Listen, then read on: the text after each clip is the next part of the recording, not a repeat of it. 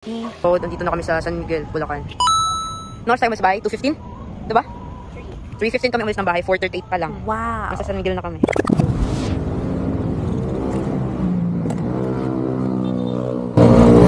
Good morning guys. So, palis na kami dito sa Guadalupe Nuevo.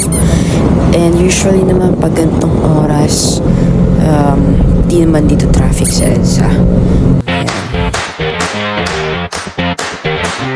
So, dito na nga pala tayo sa lugar na pinakasikat dito sa Guada. So, ayan. Mabilis lang yung biyahe talaga pagka gantong madaling araw since wala ng traffic.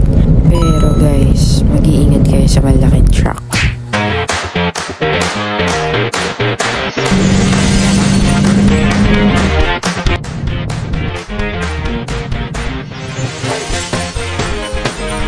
So, malapit na tayo sa SM North EDSA and I hope na hindi traffic doon.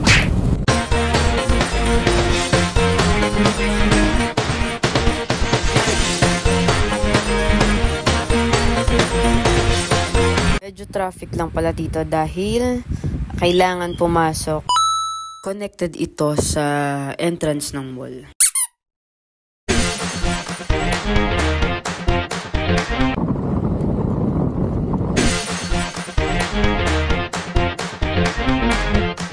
Ito na tayo sa monumento. So far, so good dahil sobrang smooth lang ng biyahe. Walang masyadong interruption, walang masyadong traffic. And in fairness, dito sa Valenzuela, ang liwanag ng daan, no? Guys, tignan nyo.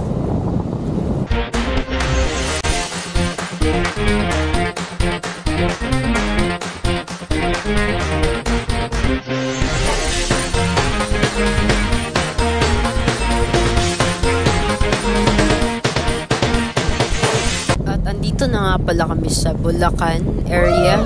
At may mga nakasabay kami dito na para silang mga group riders na lahat sila merong OBR na kasama. And yan, di ko alam kung saan sila pupunta, but I hope makarating sila ng ligtas sa pupuntahan nila.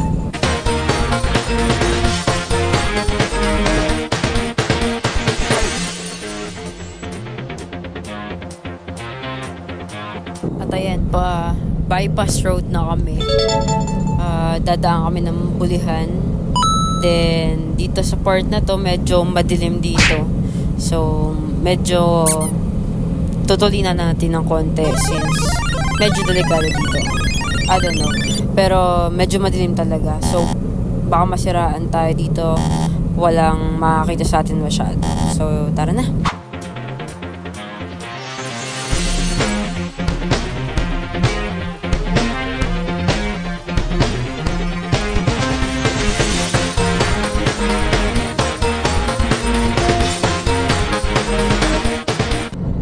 Nakalabas na kami sa looban. So, andito na kami sa bypass. Sobrang ganda ng daan dito guys kasi ang alam ko 3 lanes yung pa-north and pa-southbound dito. Para siyang expressway at sobrang liwanag pa dito. Tapos yan, so hindi naman marami dumadaan dito, pero mostly trucks kasi dumadaan dito. Actually, mas maganda pa dito dumaan pag pabulakan ka.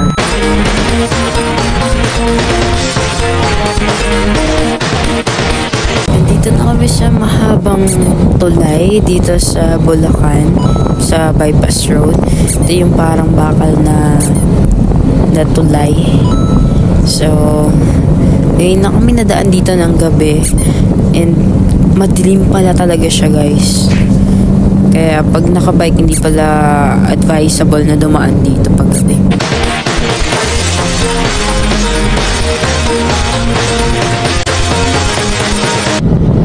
Ayun, nakalabas na kami ng bypass road and maya mag-stop din kami, stop over kami para mag-CR and para magpagas. So, nandito na kami sa San Miguel, Bulacan. No oras tayo umalis sa bahay? 2:15? Diba? 3:15 kami umalis ng bahay. 4:38 pa lang. Nasa San Miguel na kami. Naku, no. Yung tamang hagdi lang, hindi yung ganyan. Hindi ganyan. Sobrang taas yata.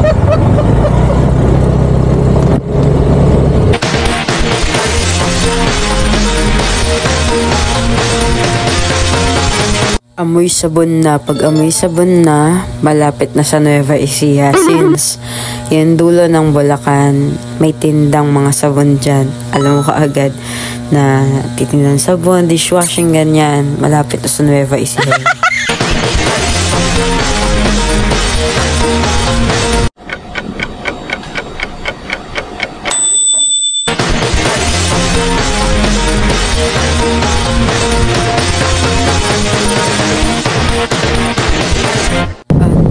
Rin pala ng daan ngayon dito sa Gapan since parang solar powered siya.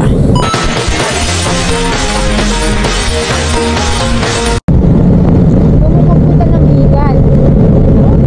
Pumunta ng Bigan. Dadalhin kita ng Bigan. Ito pa eh. Dadalhin natin siya sa Bigan. Yes. Adik.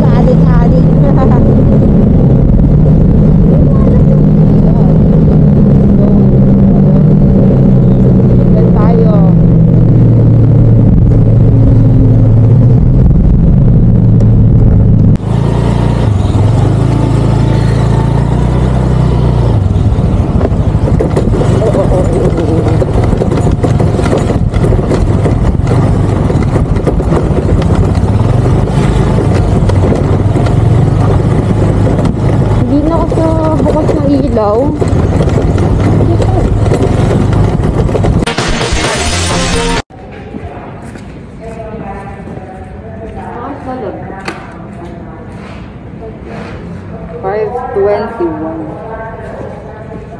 $5.21 nandito na kami sa Little Vegan ng Gapan.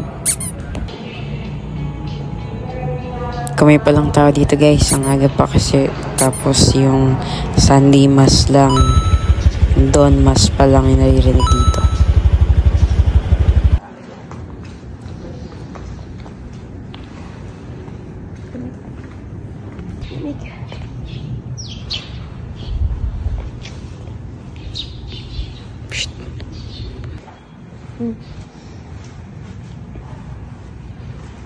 Upang pawiin ang kasalanan sa pamamagitan ng haing kanyang inihandog. Itinakda sa mga tao na minsan lamang namatay. Ay talaga. At pagkatapos ay ang pagrugpo. Yung 5C.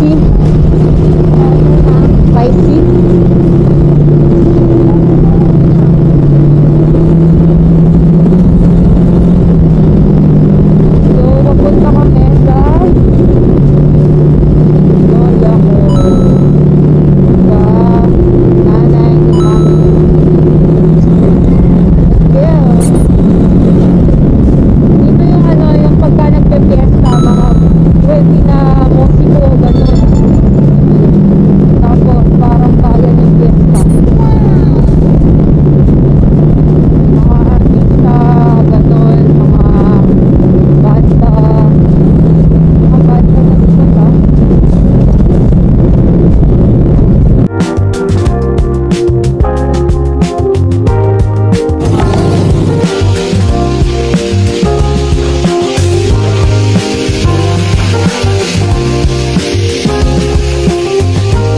So natulog muna kami kila Lola Linda mga 2 to 3 hours para makapagpahinga. At tapos kumain kami and then biyahe na ulit. Since sobrang aga rin kasi namin umalis sa Makati, diba? Ayan, so pupuntahan tayo ngayon ng Palayan City. Dito tayo sa bypass road dadaan.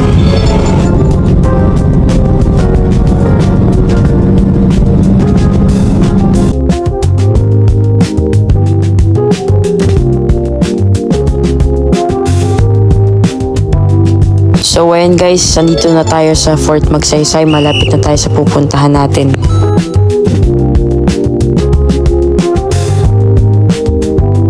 Tingnan nyo guys, ang ganda ng simbahan, diba?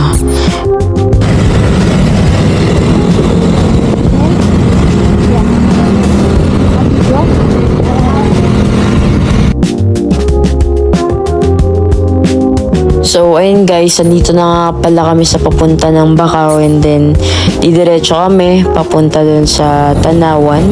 Iaakit ko muna si Cha dun sa Tanawan, and then babalik na lang para pumunta ng The Nest campgrounds or camping grounds yata yun. So, dun kami kakain ng lunch. Then, yun, uwi na after nun. Ayan, dumiretso na kami papuntang The Nest.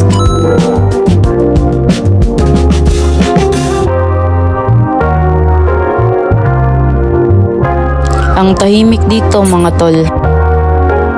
Ang ganda pa guys ng part na palayan na to. Hindi pa kasi siya masyado na de-develop. So, pagdating nga pala dito guys, kailangan may isang tao na magsusulat ng mga names nyo and isang valid ID. And then you're good to go. Pwede na kayo sumakay sa sasakyan na to papunta sa kainan na meron ang The Nest. Ang maganda sa resto nila ay hindi crowded. So, kung kasama mo ang family mo, for sure mag-e-enjoy kayo at makakapag-usap kayo. Nung nagpunta kami dito guys last time ay birthday ni Mami, that is late at night. Pero ngayon medyo afternoon, medyo malangaw siya. I don't know why, kung may poultry ba dito malapit. At saka dito nga pala mga tol, sa parang mini tower nila dito. Medyo mataas kasi siya, and make sure na pagka aakyat yung mga bata dito, samahan nyo sila kasi medyo malalaki yung steps dito mga tol, at medyo malalaki yung pagitan ng mga wood tiles.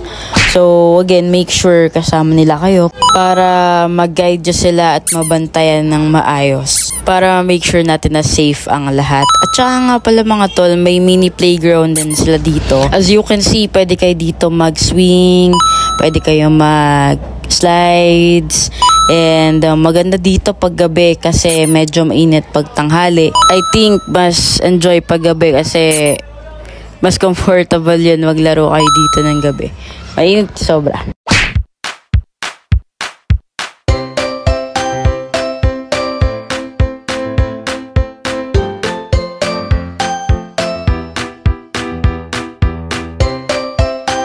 Tingnan nyo mga tol, si Cha ando na lang sa may lilim.